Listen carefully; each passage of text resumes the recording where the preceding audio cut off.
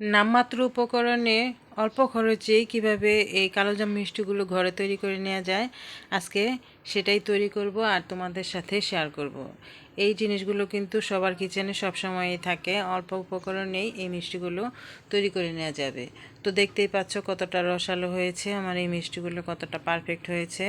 তো বন্ধুরা, ঘরেই যদি আমরা এভাবে পারফেক্ট মিষ্টি কালোজাম মিষ্টি তৈরি করে নিতে পারি তাহলে আর চিন্তা কী। তো কথা না বাড়াই চলে যাই মূল প্রসঙ্গে।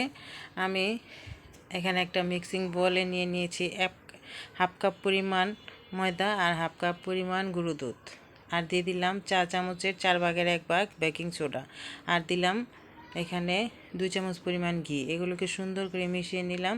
তারপর একটা ডিম নিয়ে নিলাম, ডিমের সাথে 1 চামচ চিনি আর 1 চামচ পানি দিয়ে সুন্দর করে মিশিয়ে নিলাম।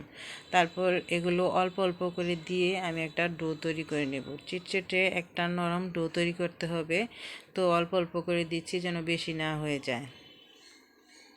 তো প্রথমে আমি চামচের সাহায্যে মিশিয়ে নিলাম, তারপর আমি হাত দিয়ে মেখে নিয়ে সুন্দর করে একটা ডো তৈরি করে নিলাম। এটাকে রেস্টে রেখে দেব এখন আমি 10 মিনিট। তো 10 মিনিট হয়ে গেল, এখন আমি হাতের মধ্যে একটু ঘি লাগিয়ে নিলাম। এই কাজটা তেল দিয়েও করা যায়, কিন্তু ঘি দিলে একটা সুন্দর স্মেল আসে, খেতেও ভালো লাগে, তাই তো সেজন্য আমি একটু ঘি লাগিয়ে সুন্দর করে গোল গোল করে এই তো মিডিয়াম সাইজ করে আমি মিষ্টিগুলো তৈরি করে নিচ্ছি। তো মিষ্টিগুলো তৈরি করা হয়ে গেল, দেখতেই পাচ্ছ। খেয়াল রাখতে হবে মিষ্টির গায়ে যেন কোনো ক্র্যাক না থাকে, ফাটল না থাকে, সেদিকে খেয়াল রাখতে হবে। এদিকে চুলা একটা প্যান বসিয়ে দিয়ে দিয়েছি পর্যাপ্ত তেল। তেলটা কুসুম গরম অবস্থায় আছে। এখন আমি মিষ্টিগুলোকে ছেড়ে দিচ্ছি তেলের মধ্যে, যেন এমনভাবে দিতে হবে যেন মিষ্টিগুলো সুন্দর করে তেলের মধ্যে ভেসে বেড়াতে পারে। একটার গায়ে আর একটা লেগে গেলে মিষ্টিগুলো সুন্দর করে কুক হবে না। আর এগুলোকে অল্প আঁচে সুন্দর করে সময় নিয়ে ধৈর্য ধরে ভাজতে হবে, সেদিকে অবশ্যই খেয়াল রাখতে হবে যেন চুলার আঁচটা বেড়ে না যায়। বেড়ে গেলে উপর থেকে কালার এসে যাবে, ভিতর থেকে কুক হবে না, ভালো হবে না মিষ্টিগুলো। তো মিষ্টিগুলোকে ভেজে নিলাম, ভাজা হয়ে গেল। এই তো এখন আমি একটা শিরা তৈরি করে নেব।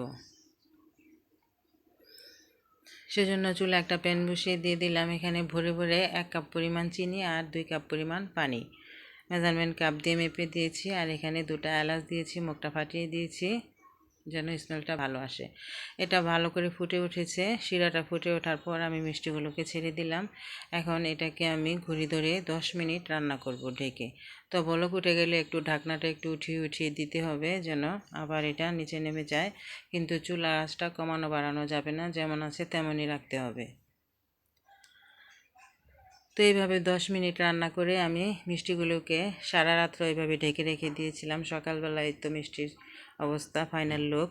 মিষ্টিগুলো কিন্তু ফুলে একদম ডবল হয়ে গিয়েছে, রসে টইটুম্বর হয়ে গিয়েছে। তো বন্ধুরা, দেখতে পাচ্ছ আমি একটা ভেঙে দেখিয়ে দিচ্ছি কেমন হয়েছে ভেতরটা।